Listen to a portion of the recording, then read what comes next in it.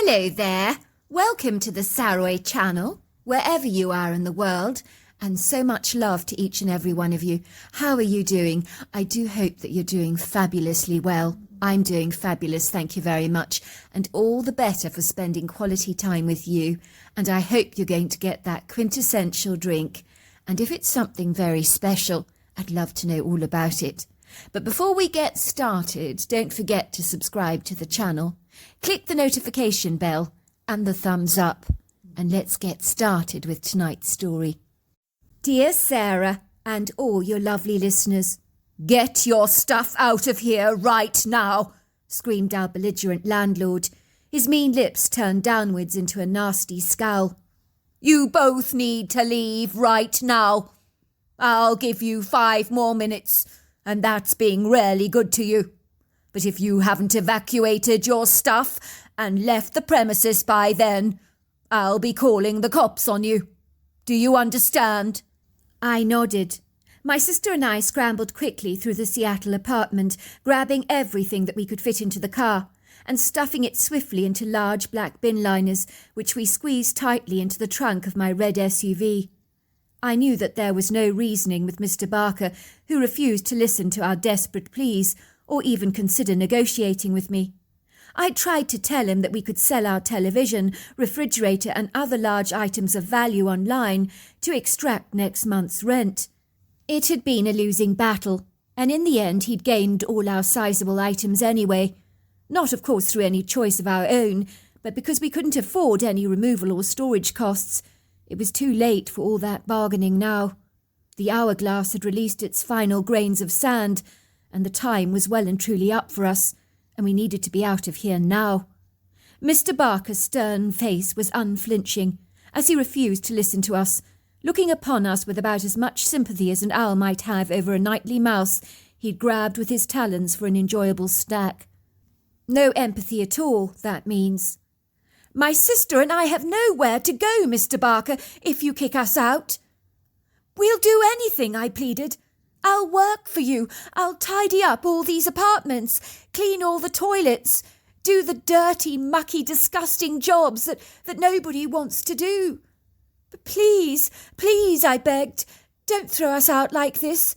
Surely we can come to some kind of arrangement, make a plan.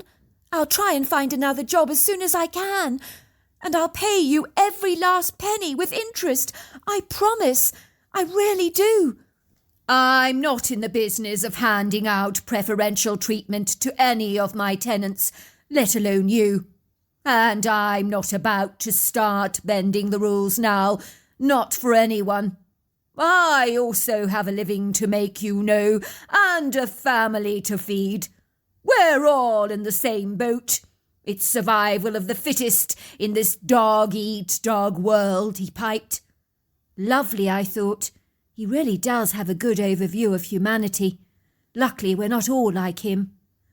Where to? I asked my sister, as we sat in our SUV, staring vacantly at the road ahead of us, our trunk loaded with all our worldly possessions, everything we owned in the world. We were now driving down the road that led to nowhere, as that is exactly where we were going. Nowhere. The routinely bustling streets of the Emerald City of Seattle, with the masterful, prominent high-rise buildings towering up into the skies, some modern, others classical, seemed unusually quiet on this pretty spring morning. Even the long streets, lined with shops, restaurants, boutiques, and so much more, normally thronging with people, seemed empty and devoid of activity. The busy coffee shops, traditionally buzzing with locals picking up their morning latte, were more subdued and quieter than usual. I discerned a lone jogger running down the streets, where there was now only a scattering of cars parked in the lot. I noticed a dog walker on the sidewalk, walking his 2 large labradoodles. There was only a few people scuttling around like frightened rabbits, all wearing masks and terrified of catching the deadly virus. It would seem that Seattle, like so many cities around the globe, had become like a ghost town. Even the news media was pumping out figures every day, scary figures, just like the petrol at a gas pump, of those they claimed had lost their lives to this dreadful pandemic. Were they trying to fearmonger us, I wondered, Or was it really as bad as they claimed? I wasn't sure either way. It seemed that everyone was running around scared, and washing one's hands vigilantly had become the order of the day. I'd seen one man on television so terrified of catching the virus that he hosed down his entire family with an ice-cold hose when they returned from town. I could see his poor son look less than thrilled to be ambushed by the powerful hosepipe. Boy, was I glad not to be a member of his family. Then I heard of a woman who stripped naked before she even entered her house, and her own dog failed to recognize her without clothes on, chasing her around the yard, yapping loudly, arousing all the neighbours' attention. It seemed almost her entire neighbourhood was alerted to the poor woman darting around, completely starkers. I gather she chose to leave her clothes in the sun for a couple of days so that the UV light could finally kill the virus. I had learnt that the food banks had been busy doling out foods to families, and I sincerely hoped that my sister and I would not be joining those queues. But at this stage of the game, I couldn't be certain of anything. I was now obliged to receive state benefits, something I had prided myself in never having to resort to. But like so many now wearing my shoes, needs must, and you simply have to do what you have to do, even if there is a tail between your legs in the process. I knew my sister and I needed to live in our car, as choice did not even enter the equation, for we had none. I tried to reassure myself that we were so much better off than those sleeping rough on the streets of Seattle, in the King County area. I knew that that was indeed true, but despite everything, it didn't bring me even a small measure of reassurance.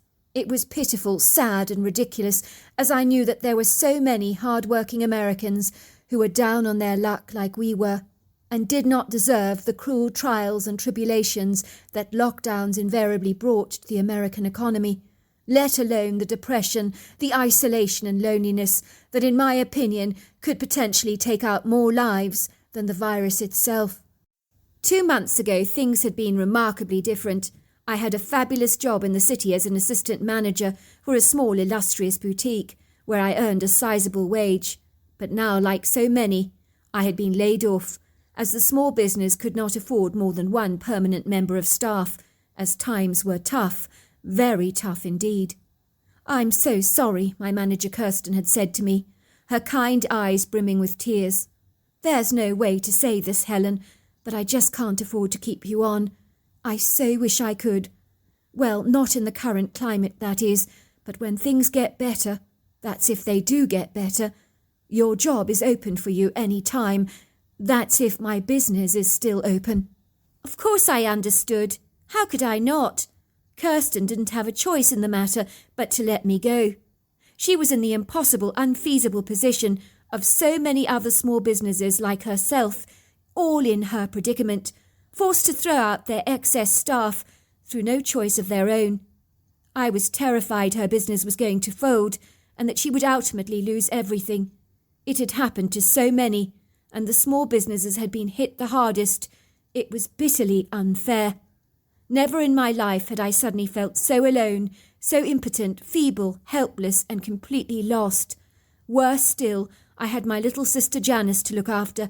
How were we going to manage without a roof over our heads for months at a time? Until I could possibly find a job, if I could find one at all. Of course, I knew the answer to that question. As I said before, living in our car was our only option. I was beginning to wish that over the years I had not been filling up my landlord's fat pockets with hard-earned cash. I felt resentful of making someone else rich, especially Mr. Barker, at my expense.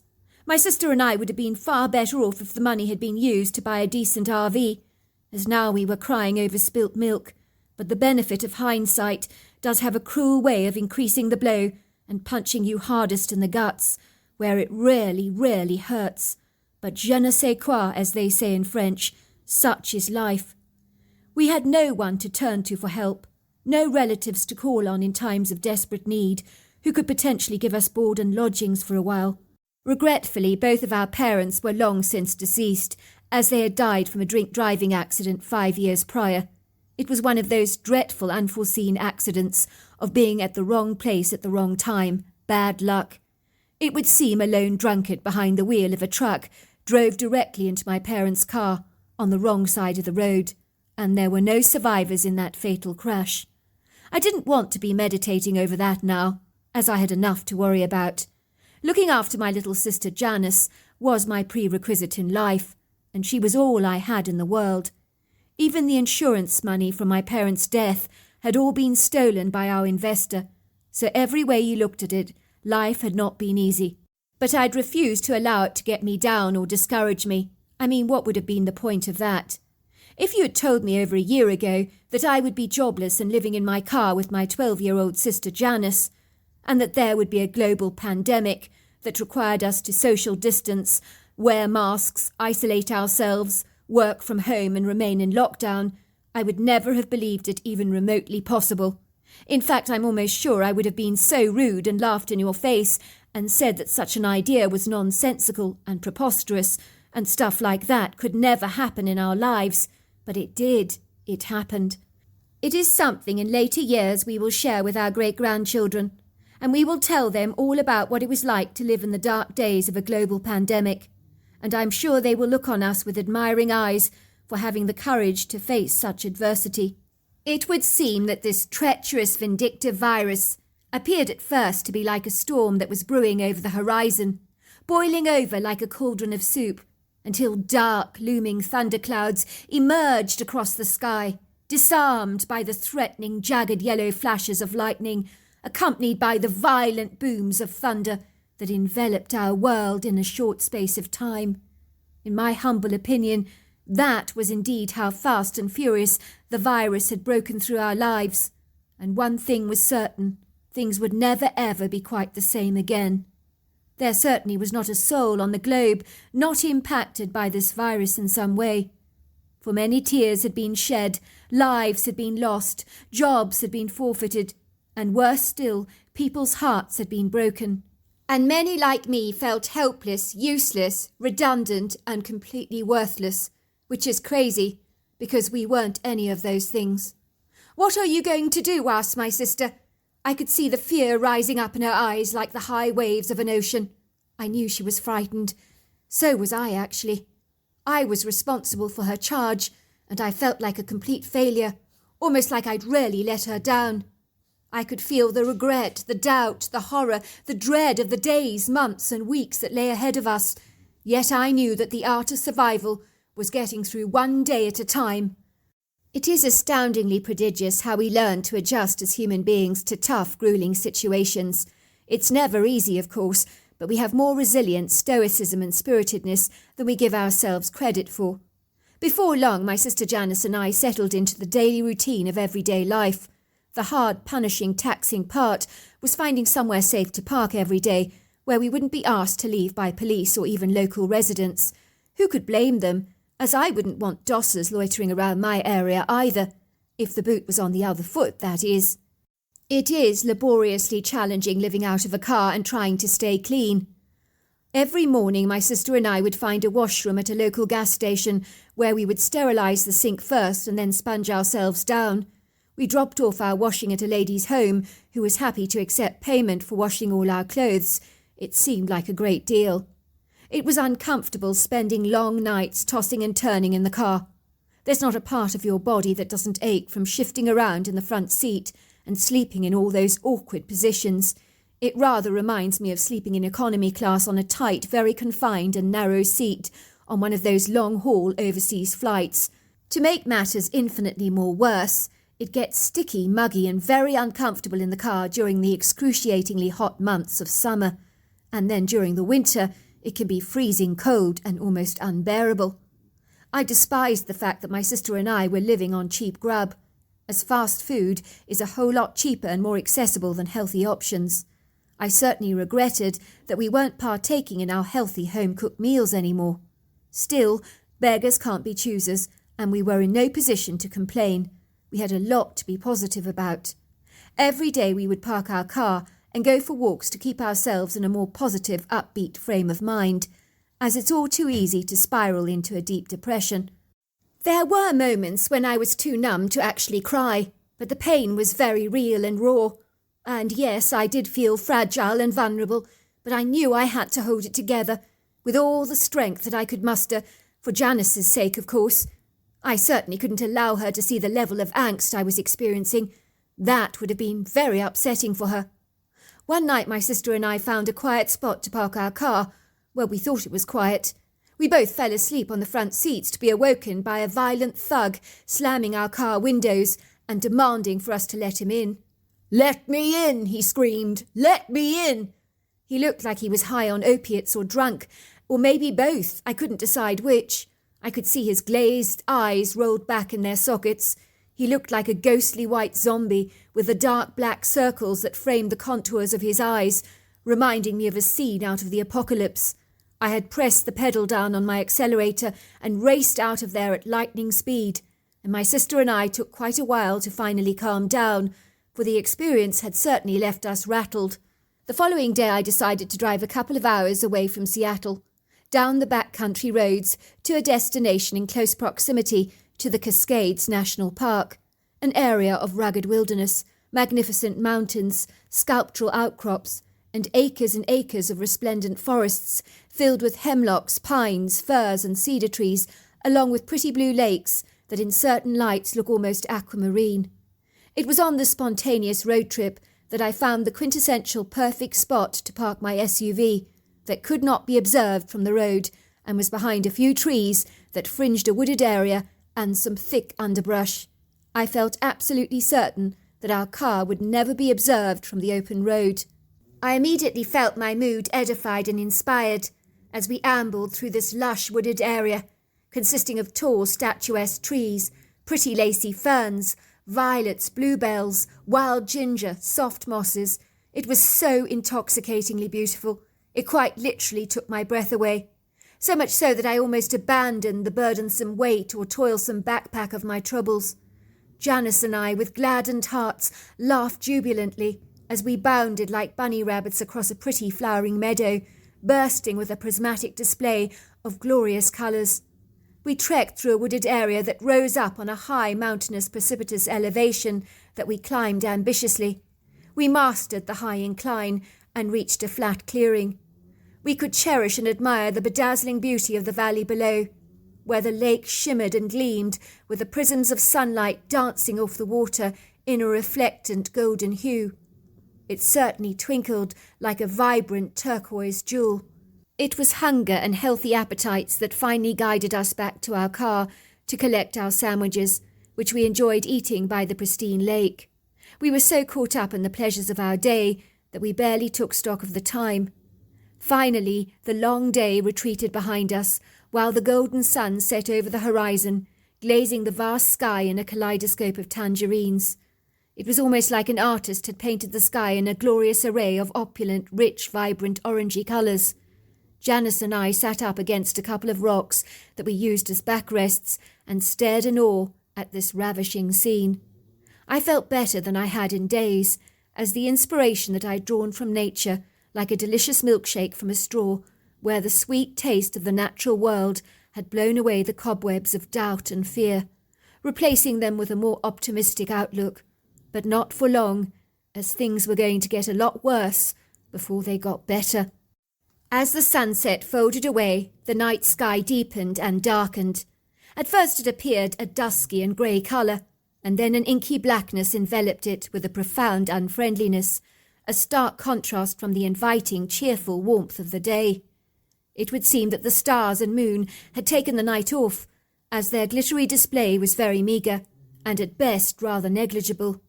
You would think that the chirps of the crickets and the croaks of the frogs would offer us a measure of consolation, but not so.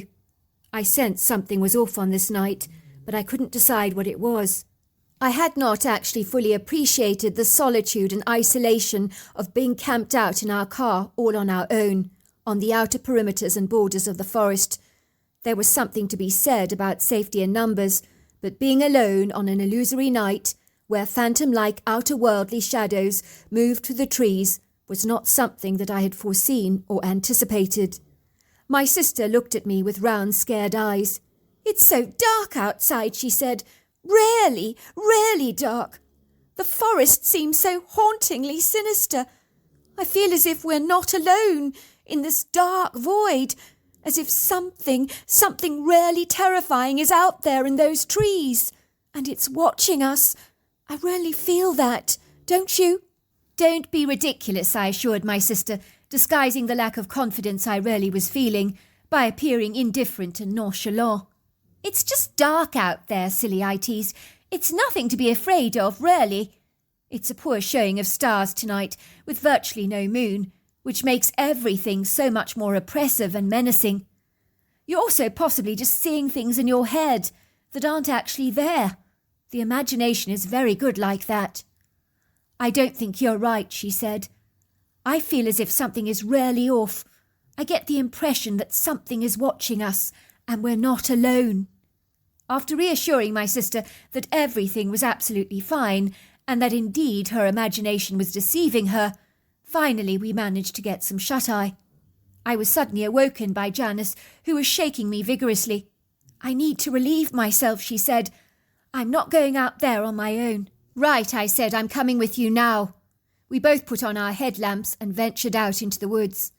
All of a sudden we saw a magnificent red fox cross our path. He was very stunning. My sister forgot her need to relieve herself, running after the red fox with an enthusiastic gusto. Why she actually did this, I don't know, but she's always been passionate about red foxes. A red fox, she cried out in delight, running after the creature. It was really rather peculiar because the fox was not unsettled by my sister following it, but appeared frenzied and worried about something else as it glanced over its shoulders, as if something else was potentially coming. That was when I noticed that the sounds of the crickets and frogs had all but faded. The forest seemed to have grown ominously quiet, and all I could see was the dark, menacing, shadowy silhouettes of the trees quivering like tall, frightened people. For every branch began to shiver and shake like a wobbly, unstable bar table. Worse still, there was a nasty chill in the air, which was very unusual for spring. But it was as if the temperature had plummeted quite considerably, and an odorous smell seemed to waft in the atmosphere, permeating it with a sickly, sweet, acetone-like stench that smelt exactly like death and decay. The spectral darkness clung to me like a heavy cloak that weighed me down with a dense claustrophobia, almost as if the whole forest was encroaching in on me and on my personal space, rather like a circle of predators. My heart began to race while my mind lost its focus and became foggy, clouded and blurry. And my heart began to pound through my chest. Something was very wrong. I could sense it in my gut. "Come back, Janice! Janice! Janice!" I cried after my sister, who had long since gone, as her focus was clearly on chasing the fox. Damn, I thought, where on earth had she got to? I'd have to venture deeper into the grove to find her, and everything was beginning to intimidate me, as even the branches of the trees seemed to morph into sinister, gruesome-looking tentacles, while the whistling wind and the rustling leaves, along with the distant wails of a wolf, only added to my neurosis. "Come back!" I cried, but I was met with a still, airy silence. Then all of a sudden, thundering through the dark, dense, shadowy forest at lightning speed, like a bad-tempered charging rhino in the thicket, came a booming, blasting and ear-piercing sound that was so terrifying it sent chills racing down my spine. Whatever this thing was, it was titanic in size. It was monstrously huge. It was running towards me. Every powerful thud from the hefty footfall caused the whole ground to vibrate and rumble. I could hear branches shaking and tree limbs breaking and snapping, as if this ghastly, ghastly thing, was destroying everything in its wake, like a powerful Herculean-sized bulldozer. I'd never seen anything like it before. "Something is coming," I screamed. "Something is coming! Oh, Janice, it's going to kill us! It's going to kill us! Go back to the car! Wherever you are, Janice, go to the car!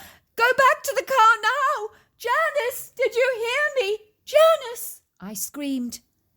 I began to run through the forest, back towards my SUV, breathing desperately hard, inwardly praying that Janice would do the same. Now all we could do was to save ourselves. Whatever was coming towards me was dangerous, and I instinctively knew that. I felt it, I tasted it, I sensed it in every fibre of my being. And yes, you can taste danger. It's a sickly, bitter taste that rises up in the back of your throat, causing you to gag in disgust. I realised instinctively that I was being hunted. I could hear the hefty feet heaving behind me, and the heavy breathing and grunting. I knew whatever this thing was, it had to be enormous. So why did I turn around to look at him? Why did I glance back over my shoulders? It was a mistake, a monumental mistake, a grievous mistake, a mistake I would surely live to regret. But I couldn't help myself. I looked. My running slowed to a stop as I froze to the spot, incapacitated by my terror and great trepidation. I gawked in horror at what I was beholding. This dark, shadowy creature got caught up in the light of my head torch. Its dark silhouette took form, and I discerned a monstrous ape-like being, covered in long, flowing, pitch-black hair, darker than the darkest night. It towered at 10 feet tall, 1,000 pounds, and possibly 4 feet wide across the chest. This creature was a giant. It was a monster. Oh my God! It was a Bigfoot. I realised this in astonishment. The shock of this revelation began to shake me to the core. It was a monster of all monsters, a beast of all beasts, for it was surely made from the dense, dark fabric of my very worst nightmares. Could this even be real? The adrenaline pumped through my veins, giving me energy that I never knew I had. A large boulder came flying through the trees, missing the Bigfoot by inches, and that was enough to distract him, to give me a few more crucial life-saving seconds to get back to my car. I raced back to my SUV, tearing open the door and diving into the driver's seat. Now the creature was there, seconds away from me, thumping and banging violently at my door. I revved up the engine, pressed down the accelerator, and drove away, horrified to see the creature was running alongside my car, its eyes gawking in at me through the window, while it began to bellow and scream. And the noise it made was so terrifying that I thought my heart was going to fail. I increased the speed and got out of that area as fast as I possibly could, my body shaking like a jelly, and my eyes flooding with tears. How long I sat in my car trembling and crying, I do not know. It was a long time. I was certain I had come close to death. If that mysterious stone had not come flying through the trees to provide a distraction for the creature, I knew I would almost certainly be dead. I could only hope that Janice would be all right, but I am afraid I had a sinking, crushing feeling weighing down in my heart that she was already a goner, unless she had managed to get away. I daren't go back, not with that thing out there, I thought. I knew I needed to wait for morning. Everything felt safe in the morning. I was certain it was over for Janice. Perhaps I should have called someone, the police, Fish and Game, but I decided against it, because my crippling fear was too afraid of what I might find, and that avoidance and delay felt like the best strategies, which in hindsight was very foolish on my part. I think I was just in such a state I couldn't think clearly. So it was with bated breath I returned to the scene of the terrifying incident the following morning, with a thick lump in the back of my throat. I parked my car on the side of the road, and imagine my surprise when Janice came bolting through the undergrowth towards me, with a big smile on her face. I cradled her in my arms. "You're alive," I gasped. "I thought you were dead. I thought I'd lost you. I didn't know what to do. I didn't know who to call. I was so scared." "I did hear you crying to run to the car, but when I saw that awful thing chasing you and your car was driving away, I knew I needed a safe refuge before that thing came back. So I climbed up a large oak tree. I've never been good at climbing trees, but I managed to climb it, and my adrenaline gave me superhuman strength. The creature ran past me under the tree, gliding into the woods, and was gone. I don't even think he knew I was up there. I could see he seemed very angry. I climbed down the tree this morning and waited for you. I knew you'd be coming back. All that happened last year, when for 6 months I lived in a car with my sister Janice, but I found a new job working with an old friend of mine, and so I'm currently house-sharing with her. To all of you out there suffering in this global pandemic, remember, keep your pecker up. Eventually a storm will blow over. It always has to. So there you are. That's my story. What an incredibly moving story. Wow. Don't forget to subscribe to the channel. Until next time, goodbye and good night.